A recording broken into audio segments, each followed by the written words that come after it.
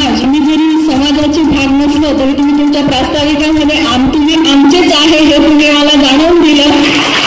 आणि नुकतंच विधानसभेचं इलेक्शन पार पडलं. संजयजी सावकार आपल्या सगळ्यांच्या आशीर्वादाने आणि सगळ्यांच्या समर्थनाने चौथ्यांदा विधानसभेमध्ये पोहोचलेले आहेत.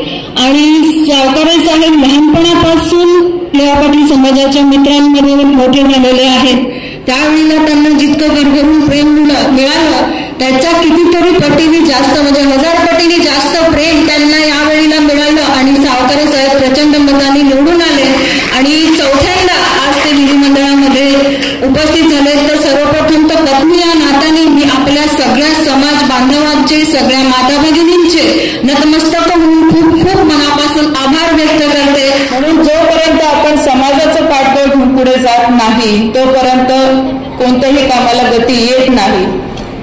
आणि आपण सगळ्या लोकांनी वेळोवेळी, मी असेल, आदरणीय नाथाभाऊ असतील किंवा आदरणीय हरिभाऊ जावळे असतील, आपले राजूमामा असतील, समाजामध्ये असे अनेक लोक आहेत की राजकीय दृष्टिकोनातून आपण सगळ्या लोकांनी आमच्या पाठीमागे नेहमी भक्कमपणे उभे राहिले आणि कदाचित त्याच्यामुळे आज आम्ही इथपर्यंत पोहोचलेलो आहोत.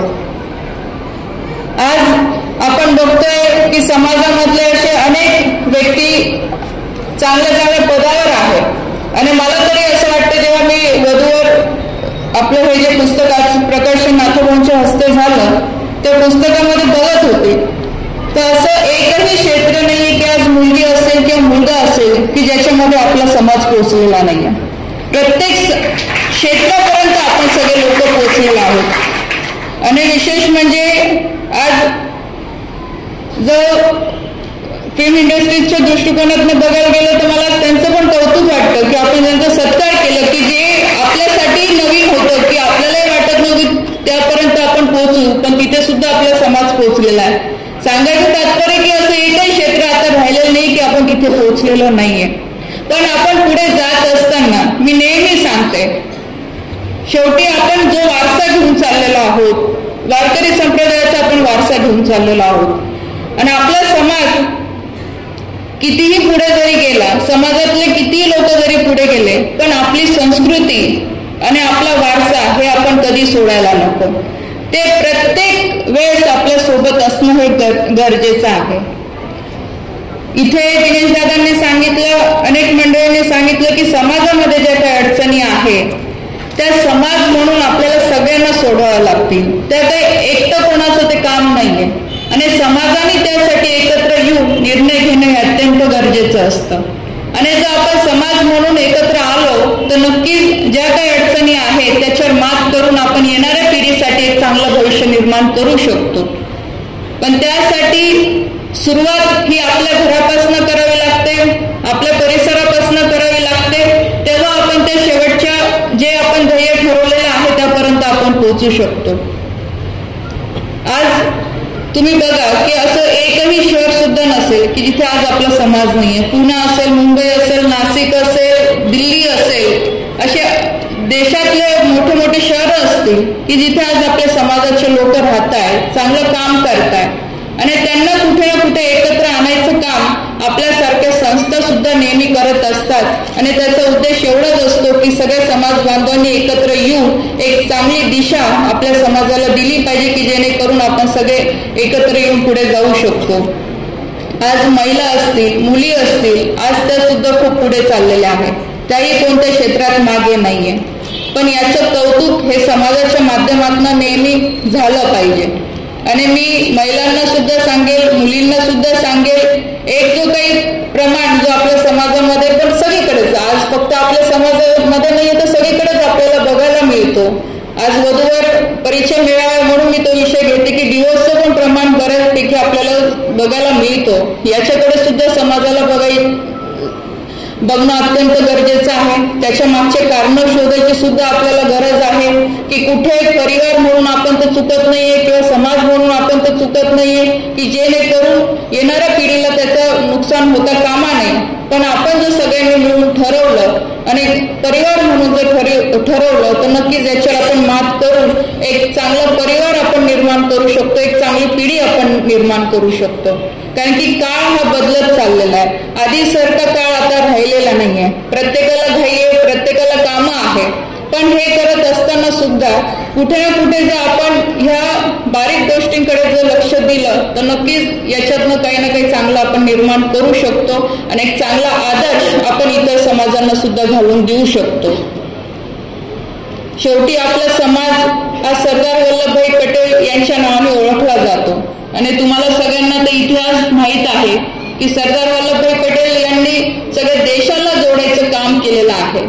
जसं इथे नाथाभाऊ बोलले की लेवा पाटील समाज हा इतर समाजांना सुद्धा घेऊन सोबत चालणारा समाज आहे आणि ती एक आपल्या समाजाची ओळख आहे आणि आपण सुद्धा तो वारसा पुढे घेऊन गेलो पाहिजे. आपले जे ज्येष्ठ असतील, आपले कुटुंब नायक आदरणीय रमेशदादा, स्वर्गीय रमेशदादा होते, त्यांनी सुद्धा आपल्या समाजासाठी खूप चांगलं काम केलेलं आहे. आदरणीय नाथाभाऊ असतील, स्वर्गीय हरिभाऊ जावळे असतील, असे अनेक समाजामध्ये लोक होऊन गेलेले आहे. बाळासाहेब चौधरी असतील की ज्यांनी समाजासाठी काम केलेलं आहे. त्यांनी त्यांचं आयुष्य समाजासाठी खूप चांगल्या पद्धतीने काम करायसाठी त्यांनी प्रयत्न केलेला आहे. आता इथे व्यासपीठावर बसलेली आजची जी पिढी आहे, येणारी पुढची पिढी आहे, आपल्या सगळ्यांवर ही जबाबदारी आहे की आपण समाजाला पुढे घेऊन गेलो पाहिजे. एक चांगल्या दिशा देऊन आपण पुढे घेऊन गेलो पाहिजे की जेणेकरून आपल्याकडे जो बघायचा दृष्टिकोन आहे इतर समाजाचा तो एक आदर्शपूर्वक राहिला पाहिजे.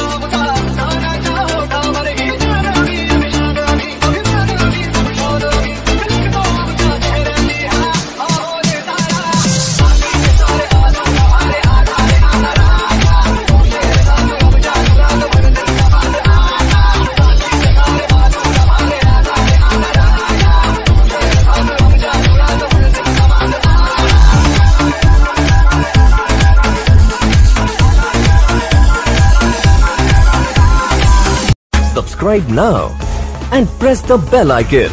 Never miss an update.